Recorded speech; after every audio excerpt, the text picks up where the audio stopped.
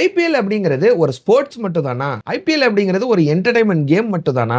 ஐபிஎல்ல விளையாடக்கூடிய யாரா வேணா இருக்கட்டும், எந்த ஒரு பிளேயர்ஸ் வேணா இருக்கட்டும், அந்த பிளேயர் எல்லாருமே அவங்களோட ஃபேன்ஸுக்காக மட்டும் தான் விளையாடுறாங்களா? ஏன் நம்ம தல தோனி வந்து ஐசிசில இருந்து ரிட்டயர் ஆகி கூட ஐபிஎல் இன்னும் கண்டினியூவா விளையாண்டுட்டு இருக்காரு. ஏன் ஐபிஎல் விட்டு போகாம ரிட்டயர் ஆகாம இருக்கிறாரு? ஏன் அவங்க ஃபேன்ஸுக்காக மட்டும் தான் அவர் விளையாடுறாரா? சரி, இதெல்லாம் ஒரு பக்கம். ஐபிஎல் வந்தப்ப இனிஷியல் ஸ்டேஜ்ல ஐபிஎல் பேன் பண்ண பிசிசிஐ ஏன் ஐபிஎல் இன்னொரு பேரா மாத்தி அதுக்கப்புறம் ரீலான்ச் பண்ணாங்க? சரி, இதெல்லாம் இருக்கட்டும்பா. ஐபிஎலுக்கு கொடுக்கக்கூடிய அட்டென்ஷன் ஸ்பேன் நம்ம ஐசிஐசிக்கு கொடுக்கறது இல்ல. எதனால? ஐபிஎல் வெறும் ஒரு ஸ்போர்ட்ஸ் மட்டும் தானா, இல்ல ஒரு எக்கனாமிக்கல் மாஃபியாவா? இன்னைக்கு வீடியோல இத பத்தி நம்ம டீடைலா பார்க்க போறோம். வாங்க வீடியோக்குள்ள போலாம். அதுக்கு முன்னாடி நீங்க பண்ண வேண்டியது என்னது?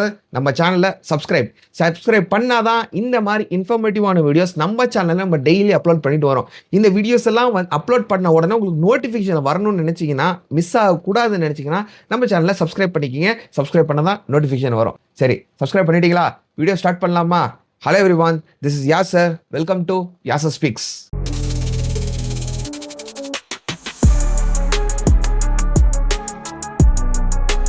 ஃபர்ஸ்ட் வந்து ஐபிஎல் எப்படி ஆரிஜினேட் ஆச்சு, எங்க இருந்து ஐபிஎல் உருவாச்சு, அதை பத்தி நம்ம தெரிஞ்சுக்குவோம்.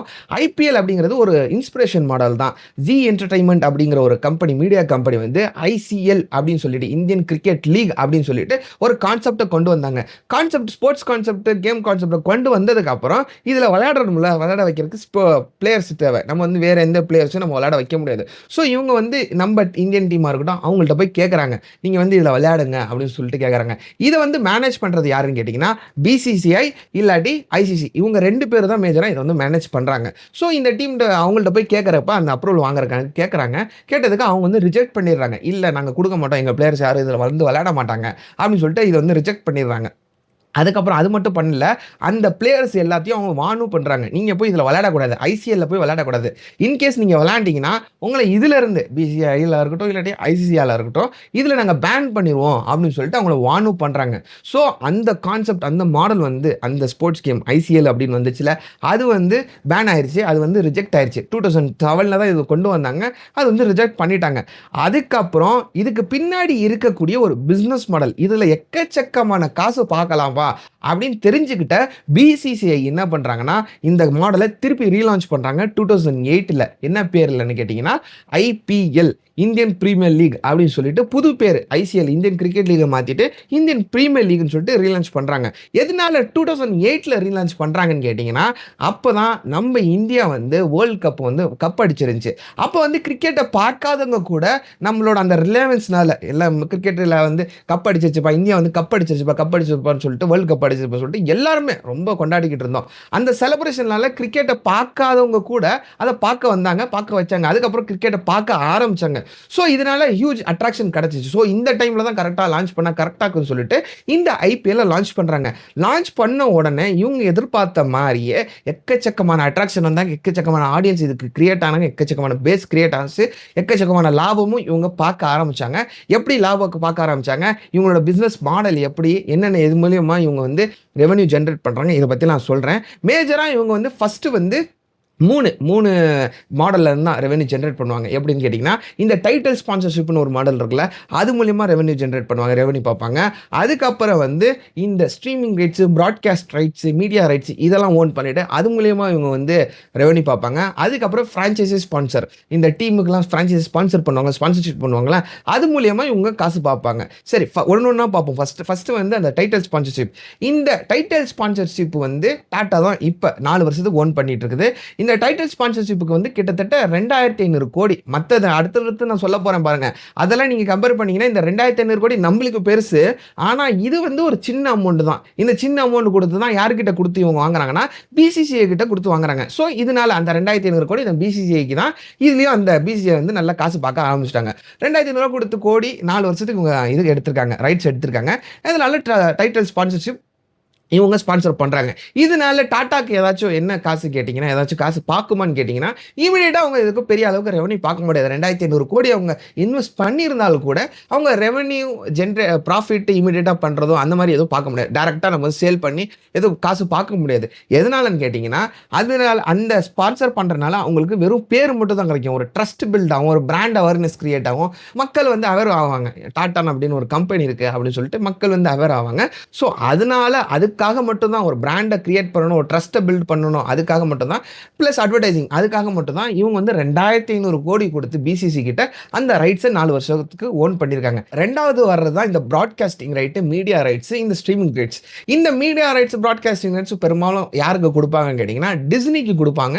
இல்லாட்டி இந்த வயாகாம் அந்த அப்படின்னு சொல்லப்படக்கூடிய கம்பெனி குடுப்பாங்க. இந்த 2 கம்பெனி தான் கிட்டத்தட்ட 48,390 கோடி குடுத்து 2,500 கோடி குடுத்து இவங்க ரைட்ஸ் வாங்கியிருக்காங்க. 4 வருஷத்துக்கு ரைட்ஸ் வாங்கியிருக்காங்க. Title sponsorship. இவங்க 48,390 கோடி. அதுக்கு தான் சொன்னேன். இது கம்பேர் பண்ணீங்கன்னா ரொம்ப காசு கம்மின்னு சொன்னேன். 48,390 கோடி குடுத்து இந்த ரைட்ஸ வாங்குவாங்க. 48,390 குடுத்து யாரு வாங்குறது? ஒரே கம்பெனி தான் இந்த ரைட்ஸ் வாங்குறது. பெயருக்கு வேணா வேற வேற கம்பெனி இருக்கலாம். டிஸ்னியா இருக்கட்டும், வயாகாமா இருக்கட்டும், இவங்க பேருக்கு வேற வேற கம்பெனி இருக்கலாம். ஆனா இது முழுக்க முழுக்க ரைட்ஸ யாரு ஒரு கம்பெனி தான் வாங்குறது. அந்த கம்பெனி பேரு தான் ரிலையன்ஸ். அம்பானி அவர்கள் தான் இந்த ரைட்ஸ் வந்து ஓன் பண்றாங்க. ஏன் இவங்க வந்து 48,390 கோடி குடுத்து வாங்கணும்னு கேட்டீங்கன்னா, இந்த டிவி சேனல் ஜி ஸ்போர்ட்ஸா இருக்கட்டும், இல்ல மத்த ஸ்போர்ட்ஸ் சேனலா இருக்கட்டும், இவங்க எல்லாருமே ரிலையன்ஸ் கிட்ட போய் தான் ரைட்ஸ் வாங்கணும். அதுக்கு கொஞ்சம் காசு இவங்க பே பண்ணுவாங்க. பே பண்ணி தான் இந்த ரைட்ஸ் வாங்கிட்டு வந்து இவங்க வந்து டெலிகாஸ்ட் பண்ணுவாங்க. டெலிகாஸ்ட் பண்ணி இவங்க எப்படி காசு பார்ப்பாங்கன்னு கேட்டீங்கன்னா, நம்ம எல்லாத்துக்கும் தெரிஞ்சது தான் அட்வர்டைஸ்மென்ட் மூலியமா இவங்க காசு பார்ப்பாங்க. பிராண்ட் வந்து இதுக்கு அட்வர்டைஸ்மென்ட் பண்ணுவாங்க. ஒரு 10 ஓவருக்கும் ஒரு ஓவருக்கும் இல்ல 2 ஓவருக்கும் நடுவுல வந்து அட்வர்டைஸ்மென்ட் வரும். அந்த அட்வர்டைஸ்மென்ட் மூலியமா இவங்க ரெவென்யூ பார்த்துக்குவாங்க. சரி, இது ஒரு பக்கம். இதுக்கப்புறம் இந்த ரிலையன்ஸ் ஓன் பண்ணியிருக்காங்களா, இது மட்டும் தான் இவங்க பண்ணுவாங்கன்னு கேட்டீங்கன்னா, அது மட்டும் கிடையாது. இந்த ரிலையன்ஸ் வந்து ஆன்லைன் பிளாட்ஃபார்ம் எக்கச்சக்கமா வச்சிருக்காங்க. ஃபர்ஸ்ட் வந்து ஜியோ வச்சிருந்தாங்க. அதுக்கப்புறம் ஹாட்ஸ்டார் இவங்க தான் வச்சிருந்தாங்க. ஹாட்ஸ்டாரை வாங்கிட்டாங்க. அதுக்கப்புறம் 2த்தையும் ஒரு ஆப்பா மாத்திட்டு, ஒரு கம்பெனியா மாத்திட்டு, இப்போ ஜியோ ஹாட்ஸ்டார்னு சொல்லிட்டு ரீலான்ச்சும் பண்ணிட்டாங்க. அந்த ஜியோ ஹாட்ஸ்டார் மூலியமா இவங்க வந்து அட்வர்டைஸ்மென்ட் கொடுப்பாங்க. பிளஸ் சப்ஸ்கிரிப்ஷன் மாடல் ஒன்று வச்சிருக்காங்க. அந்த சப்ஸ்கிரிப்ஷன் மாடல் மூலியமா இவங்க ரெவென்யூ ஜெனரேட் பண்ணுவாங்க. சப்ஸ்கிரிப்ஷன் மாடல்ல கிட்டத்தட்ட ஒரு 149 ரூபா. இப்போ இந்த 149 ரூபா நம்மளுக்கு சின்னதா தெரியுது. ஆனா நீங்க நினைச்சு பாருங்களேன், சிஎஸ்கே ஆர்சிபி மேட்ச் விளையாண்டுச்சுன்னா கிட்டத்தட்ட பல ஆயிரம் கோடி பேரு ஸ்ட்ரீமிங் பண்ணுவாங்க. அதுல பார்ப்பாங்க. ஓ, இன்னைக்கு சிஎஸ்கே விளையாடுது. ஓ, இன்னைக்கு சிஎஸ்கே ஆப்போசிட் ஆர்சிபி விளையாடுதுன்னு சொல்லிட்டு பல கோடி பேர் வந்து அதை வந்து பார்த்துக்கிட்டு இருப்பாங்க. ஸோ அதுல நீங்க கன்வெர்ட் பண்ணி பார்த்தீங்கன்னா 149 ரூபா பல கோடி நீங்க கன்வெர்ட் பண்ணி பாருங்க, எங்கேயோ போயிடும். நம்மளால டிஜிட்ஸே எண்ண முடியாது. அந்த அளவுக்கு அந்த இது போயிடும், வேல்யூ போயிடும். சரி, இதுக்கப்புறம் இந்த அட்வர்டைஸ்மெண்ட் இது மூலியமா தான் அந்த ஸ்ட்ரீமிங் பிளாட்ஃபார்ம்லயும் அவங்க அட்வர்டைஸ்மெண்ட் பண்ணுவாங்க. அட்வர்டைஸ்மெண்ட் மூலியமா காசு பார்ப்பாங்க. பிளஸ் அதுக்கப்புறம் தான் வர்றது இந்த மூணாவது கான்செப்ட் என்னன்னா, மூணாவது மாடல் என்னன்னு கேட்டீங்கன்னா, franchisee sponsorship model. Franchisee sponsorship மாடல்னா என்னன்னு கேட்டீங்கன்னா, சிம்பிள், லீஸுக்கு எடுக்கிறது. அந்த டீமை போய் லீஸுக்கு எடுத்துக்கிறது. லீஸுக்கு எடுக்கிறதுனா அந்த டீமுக்கு வந்து ஸ்பான்சர் பண்ணி, நாங்க இந்த டீம் ஓன் பண்றோம், இந்த டீமுக்கு என்னென்ன எக்ஸ்பென்ஸ் இருக்கும் இதெல்லாம் நாங்க பாத்துக்கிறோம் அப்படின்னு சொல்லிட்டு ஸ்பான்சர்ஷிப் எடுப்பாங்க பிசிசிஐ கிட்ட இருந்து. இதை வந்து யார் எடுக்கலாம்னு கேட்டீங்கன்னா, நீங்களும் எடுக்கலாம். உங்ககிட்ட பல லட்சம் கோடி இருந்துச்சுன்னா நீங்களும் போய் ஸ்பான்சர்ஷிப் கொடுத்து எடுக்கலாம். அந்த டீம் லீஸுக்கு எடுக்கலாம். என்கிட்ட பல லட்சம் கோடி இருந்துச்சுன்னா நானும் போய் டீமை வந்து லீஸுக்கு எடுக்கலாம். இது வந்து இண்டிவிஜுவல். இதே நான் சொன்னேன்னா இண்டிவிஜுவலா இருக்கட்டும், இல்லை கம்பெனியாக இருக்கட்டும், இந்த மாதிரி 2 கேட்டகரி உள்ளவங்க யார் வேணா எடுத்துக்கலாம். ஃபார் எக்ஸாம்பிள் வந்து ஷாருக் கான் வந்து மும்பை இந்தியன்ஸை ஓன் பண்ணியிருக்காரு. இந்த பஞ்சாபை வந்து யார் ஓன் பண்ணியிருக்காங்க, பிரீத்தி சிந்தா வந்து ஓன் பண்ணியிருக்காங்க. இந்த மாதிரி இண்டிவிஜுவல்ஸ் ஓன் பண்ணியிருக்காங்க. ரிலையன்ஸ் மாதிரி கம்பெனி, இல்லை இந்தியன் சிமெண்ட் அந்த மாதிரி கம்பெனியும் ஓன் பண்ணியிருக்காங்க. சிஎஸ்கே மாதிரி அந்த டீம்ஸையும் கிட்டத்தட்ட 300 கோடியிலேருந்து 3000 கோடி, 300 கோடி வந்து பஞ்சாப் கொடுப்பாங்க, 3000 கோடி வந்து சிஎஸ்கேவை கொடுத்து லீஸுக்கு எடுத்திருக்காங்க. இந்த மாதிரி பல லட்சம் கோடியை கொடுத்து இவங்க லீஸுக்கு எடுக்கிறாங்க. லீஸுக்கு எடுத்ததுனால இவங்களுக்கு என்ன லாபம், இவங்க எப்படி காசு பார்க்குறாங்கன்னு கேட்டிங்கன்னா, அந்த 20 கோடி டைட்டில் வின்னர், இந்த டீமை வந்து டைட்டில் அடிச்சிருச்சுன்னா, ஒரு டீம் டைட்டில் அடிக்குதுன்னா அதில் 20 கோடி டைட்டில் வின்னர் இது கிடைக்கும், அமௌண்ட் கிடைக்கும். ஸோ அந்த மணிக்காண்டி தான் இவங்க வந்து லீஸுக்கு எடுத்திருக்காங்க அப்படின்னு சொன்னேன்னு வச்சுக்கோங்களேன், அது ஒரு முட்டாள்தனமான ஒரு பதில் தான் இருக்கும். எதனாலனா 300 கோடி கொடுத்து இன்னும் 20 கோடி வரக்காண்டி இவங்க பண்ணுவாங்களா? அதுதான் கிடையாது. இதுக்கு பின்னாடி பல லட்சம் கோடி புரளக்கூடிய ஒரு பிஸ்னஸ் ரெவென்யூ ஜென்ரேட்டிங் மாடல் இருக்குது. என்னன்னு சொல்கிறேன், ஒன்றா கேளுங்க. இப்போ வந்து இந்த டீமை லீஸுக்கு எடுத்துட்டாங்களா, லீஸுக்கு எடுத்ததுக்கப்புறம் இவங்க போடக்கூடிய சட்டையாக இருக்கட்டும், பேண்ட்டாக இருக்கட்டும், ஷூவாக இருக்கட்டும், இது எல்லாத்தையுமே இவங்க தான் ஸ்பான்சர் பண்ணுவாங்க. ஸ்பான்சர் பண்ணுறதுனா என்ன, இவங்க சொல்றது தான் இவங்க போடணும். இந்த டீம்ல விளையாடக்கூடிய ஆளுங்க எல்லாமே போடணும். இப்போ இவங்க என்ன பண்ணுவாங்கன்னா, அவங்க போடக்கூடிய காஸ்டியூமா இருக்கட்டும், க்ளாத்தா இருக்கட்டும், பேண்டா இருக்கட்டும், அது எல்லாத்தையும் ஒரு அட்வர்டைஸ்மென்ட் ஸ்பேஸா மாத்திருவாங்க. ஏன் இப்போ வந்து தோனி வந்து ஒரு டி-ஷர்ட் போட்டிருக்காருன்னா, அங்க மேல கேப்ப பாருங்க, இல்ல அவங்க ஷர்ட்ட பாருங்க, கீழ பாருங்க, அவர் விளையாடக்கூடிய பேட்ட பாருங்க. எல்லா இடத்துலயும் ஒரு அட்வர்டைஸ்மென்ட் இருக்கும். ஒரு கம்பெனி வந்து அட்வர்டைஸ்மென்ட் பண்ணுவாங்க. அந்த அட்வர்டைஸ்மென்ட்க்கு பல லட்சம் கோடி கம்பெனிட்ட இருந்து இவங்க வாங்குவாங்க. பிராண்ட் கிட்ட இருந்து இவங்க வாங்கி, அது மூலியமா இவங்க ரெவென்யூ பார்ப்பாங்க. ஸோ இவ்வளோ காசு வருதுடா, எதுக்காண்டி இந்த டைட்டிலுக்காக இவங்க அடிச்சுக்கிறாங்க, டைட்டில் வேணும்னு சொல்லி எதுக்கு போராடுறாங்கன்னு கேட்டீங்கன்னா, டைட்டில் அடிச்சாங்கன்னா, ஒரு டீம் வந்து டைட்டில் அடிக்குதுன்னா, அந்த டீமை பத்தி நெக்ஸ்ட் வரக்கூடிய ஐபிஎல், அடுத்த வருஷத்துல வரக்கூடிய ஐபிஎல்லா இருக்கட்டும், இல்ல பல வருஷமா இருக்கட்டும், அந்த அந்த டீமை பத்தி எல்லாரும் பேசுவாங்க. ஒன்ஸ் அந்த டீமை பத்தி எல்லாரும் பேச ஆரம்பிச்சாங்கன்னா, அந்த டீமுக்கு ஹைப் கிரியேட் ஆகும். அந்த டீமுக்கு எவ்வளோக்கு எவ்வளோ ஹைப் கிரியேட் ஆகிக்கிட்டே இருக்குதோ, சிம்பிள். நம்ம ஹீரோ மாதிரி தான். ஃபர்ஸ்ட் படத்துல வந்து ஒரு கோடி வாங்குறாருன்னா, அடுத்த படம் ஒரு 2 படம் ஹிட் கொடுத்துட்டாருன்னா, அவர் வந்து 3 கோடி 4 கோடி அந்த மாதிரி சம்பளம் வாங்குவாரு. அதே மாதிரி தான் இங்கேயும் அதே கான்செப்ட் தான். ஒரு டீம் இவ்வளோ ஒரு டைட்டில் வின் ஆயிடுச்சுன்னா, அந்த டீமுக்கு வந்து ஹைப் கிரியேட் ஆகும். ஸோ பிராண்ட் கிட்ட இருந்து வாங்கக்கூடியவங்க காசு, அட்வர்டைஸ்மெண்ட்டுக்கு வாங்குறாங்களா காசு, அது வந்து கொஞ்சமா இன்க்ரீஸ் பண்ணுவாங்க. எதனால எங்க டீம் இதை அடிச்சிருச்சு, டைட்டில் வின் பண்ணிருச்சு, ஸோ நீங்க பே பண்ணி தான் ஆகணும்னு சொல்லிட்டு டிமாண்ட் பண்ணுவாங்க. ஸோ அது மூலியமா பல லட்சம் கோடி அவங்க வாங்குவாங்க. அதுக்காக தான் அந்த டைட்டில் வின்னர் இப்போ அந்த இதுக்காண்டி டிராஃபிக்காண்டி இவங்க எல்லாமே போராடிக்கிட்டு இருக்கிறது, விளையாடுறவங்களும் சொல்லிக்கிட்டு இருக்கிறது. சரி, இப்போ வந்து ஐபிஎல்ல உள்ள பிசினஸ் மாடலை பத்தி நம்ம தெரிஞ்சுக்கிட்டோம். ஐபிஎல்ல எப்படி காசு பார்க்குறாங்க இந்த பிசிசி அப்படி இதை பற்றி நம்ம தெரிஞ்சுக்கிட்டோம். ஆனா இப்போ இந்த ஐபிஎல்ல விளையாடக்கூடிய பிளேயர்ஸா இருக்கட்டும், அவங்களாம் முழுக்க ஃபேன்ஸுக்காக மட்டும் தான் விளையாடுறாங்களான்னு கேட்டீங்கன்னா, ஆமா ஃபேன்ஸுக்காக மட்டும் தான் விளையாடுறாங்க அஃப்கோர்ஸ். ஆனா நீங்க நினைக்கிற மாதிரி கிடையாது. இதுக்கு இன்னொரு பெர்ஸ்பெக்டிவ் இருக்குது. என்ன பெர்ஸ்பெக்டிவ்னு கேட்டீங்கன்னா, இப்ப தல தோனியை நம்ம எடுத்துக்குவோம். தல தோனி இப்போ வந்து சிஎஸ்கேவை ரெப்ரசென்ட் பண்றாரு. தல தோனி விளையாடுறதுனால தான் பல பேர் சிஎஸ்கேவை சப்போர்ட் பண்றாங்க. பல பேர் வந்து சென்னை சூப்பர் கிங்ஸ் தமிழ்நாட்டில இருந்து சிஎஸ்கே சப்போர்ட் பண்றாங்க. தமிழ்நாட்டில் இல்லாத ஆளுங்களும் சிஎஸ்கேவை எதுக்கு சப்போர்ட் பண்றாங்க, எதுக்கு ஒரு ஃபேன் பேஸ் சிஎஸ்கே கிரியேட் ஆச்சுன்னா, because of Dhoni is playing in CSK. இப்போ வந்து சிஎஸ்கேல தோனி இல்லாம போயிருந்தாரு வச்சுக்கோங்களேன், அந்த அளவுக்கு அந்த சிஎஸ்கே டீமுக்கு அந்த அளவுக்கு ஹைப் கிரியேட் ஆயிருக்காது. அதனால தான் 3000 கோடி கொடுத்து அந்த சிஎஸ்கே டீமை வந்து இவங்க லீஸுக்கு எடுத்துக்கிறாங்க. சரிங்களா? இப்போ வந்து அதே டைம் இப்போ இதுக்கு வாங்களேன், ஆர்சிபிக்கு வாங்க. விராட் கோலி ஆர்சிபியில் விளையாடலன்னு வச்சுக்கோங்க, வேற யாராச்சும் விளையாண்டுருந்தாங்கன்னா ஆர்சிபிக்கு வந்து அந்த அளவுக்கு பெரிய அளவுக்கு ஒரு ஹைப் கிரியேட் ஆகாது. அந்த அளவுக்கு அவ்வளோ 1000 கோடி கொடுத்து அந்த ஆர்சிபி டீம் வந்து ஓன் பண்ண மாட்டாங்க, ஸ்பான்சர்ஷிப் பண்ண மாட்டாங்க. இப்போ விராட் கோலி விளையாடுறதுனால தான் அந்த ஆர்சிபிக்கு இவ்வளோ பெரிய ஹைப் கிரியேட் ஆயிருக்கு, இவ்வளோ பெரிய ஃபேன் பேஸே கிரியேட் ஆயிருக்குது.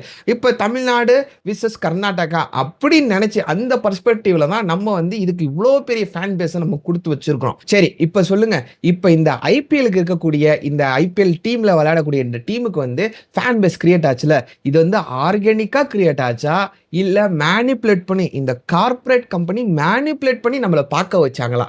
இது நீங்க சொல்லுங்க இதுக்கு பதில். சரி, இதெல்லாம் ஒரு பக்கம். இப்போ வந்து இந்த வீடியோ நான் எதுக்கு மேக் பண்றேன் அப்படின்னு கேட்டீங்கன்னா, இந்த வீடியோ மேக் பண்றதுக்கு ஒரு ரீசன் வந்து இந்த பிசினஸ் மாடல் இதுல இவ்வளோ காசு பொருளுதுன்னு சொல்லிட்டு உங்கள்ட்ட சொல்லணும்னு தோணுச்சு. இது ஒரு ரீசன். 2வது முக்கியமான ரீசன் வந்து நம்ம வந்து நம்மளோட அட்டென்ஷன் ஸ்பேனா இருக்கட்டும், நம்மளோட இன்ட்ரெஸ்டா இருக்கட்டும், நம்ம வந்து இந்த 60 to 65 டேஸ் நடக்குது ஐபிஎல். அந்த டைம்ல வந்து நம்மளோட ஃபோக்கஸ், நம்ம ரியல் லைஃபுக்கு என்ன ஃபோக்கஸ் தேவையோ, எதுல நம்ம ஃபோக்கஸ் பண்ணுமோ அந்த ஃபோக்கஸை வந்து நம்ம வந்து டிஸ்ட்ராக்ட் பண்ணுது இந்த ஐபிஎல். இப்போ வந்து இந்த ஐபிஎல் கரெக்டாக பெரும்பாலும் எக்ஸாம் டைமில் வருது. அதுக்கப்புறம் வந்து இன்னும் சிம்பிள் எக்ஸாம்பிளாக சொல்லலாம். என்ன சொல்லணும்னா, என்னோட ஃப்ரெண்டு வந்து ஒர்க் பண்ணிட்டு இருக்கான், கிளைண்ட் மீட்டிங்கில் ஏதோ ஒன்று இருந்தான். அப்போ வந்து ஸ்கோர் பார்த்துக்கிட்டே இருக்கான். கிளைண்ட் மீட்டிங்கில் இருக்கிறான், கிளைண்ட்டை பேசணும், ஆனால் ஸ்கோர் பார்த்துக்கிட்டே இருக்கான். அதனால அவனோட ஃபோக்கஸ், அந்த வேலையில் பார்க்கக்கூடிய ஃபோக்கஸ், ப்ரொடக்டிவிட்டி எல்லாமே அடி வாங்குது. அவனோட ரியல் லைஃப்பில் என்ன அவன் பண்ணணும்னு நினைக்கிறானோ அந்த வேலையை ஒழுங்காக பார்த்தா தான் அவனுக்கு வந்து அப்ரிசியேஷனாக இருக்கட்டும், ப்ரொமோஷனாக இருக்கட்டும், அவனோட லைஃப் ஸ்கேல் ஆகும். ஆனால் அதை விட்டுட்டு அவன் வந்து பக்கத்தில் உட்காந்து பக்கத்து ஃபோனில் உட்காந்துக்கிட்டு ஸ்கோரை பார்த்துக்கிட்டு உட்காந்துருக்கான். என்ன ஆகுது, ஸ்கோர் என்ன ஆகுது, அந்த கியூரியாசிட்டி பில்ட் ஆயிருக்குது. இது எல்லாம் பில்ட் பண்ணது யாரு? இவங்க தான். இதை வந்து ஆர்கானிக்காக பில்ட் ஆச்சுன்னு கேட்டிங்கன்னா அதுதான் கிடையாது. இதை மேனிபுலேட் பண்ணி தான் இவங்க இந்த ஃபேன் பேஸை கிரியேட் பண்ணியிருக்காங்க. ஸோ இந்த வீடியோ மூலியமாக நான் சொல்லிக்க வர்றது, இவங்க பல லட்சம் கோடி அவங்க பார்த்துட்டு போகிறாங்க. நீங்கள் தயவு செஞ்சு இதில் வந்து டிஸ்ட்ராக்ட் ஆகாதீங்க. ஐபிஎல் வந்து வெறும் ஒரு ஸ்போர்ட்டோட பர்ஸ்பெக்டிவ்லேருந்து மட்டும் பாருங்கள். ஒரு என்டர்டெயின்மெண்ட், ஒரு 3 hours 4 hours நடக்குது. 6 மணிலேருந்து 10 மணி வரைக்கும் நடக்குது, 5 hours நடக்குதுன்னு வச்சுக்கோங்களேன். அந்த டைம்ல நீங்க அத பார்க்கறது ஒரு என்டர்டெயின்மென்ட்டா பாருங்க. அத விட்டுட்டு நம்ம வந்து ஃபுல் ஃபோக்கஸ்டா நம்ம ரியல் லைஃப்ல நம்ம வந்து என்ன நம்ம வேலைய பார்க்குறோமோ, அத வந்து டிஸ்ட்ராக்ட் பண்ற விதமா நீங்க வந்து ஐபிஎல்ல மாத்திக்காதீங்க. இதுதான் மெயின் ரீசன் இந்த வீடியோ மேக் பண்றதுக்கு. புடிச்சிருந்துச்சுன்னா வீடியோ லைக் பண்ணிட்டு, இந்த வீடியோ யாருக்காச்சும் தேவைப்படும்னு நெனச்சீங்கன்னா, அவங்களுக்கு இந்த வீடியோ ஷேர் பண்ணுங்க. நாளைக்கு இன்னொரு வீடியோல பார்க்கலாம். டில் தென் டேக் கேர்.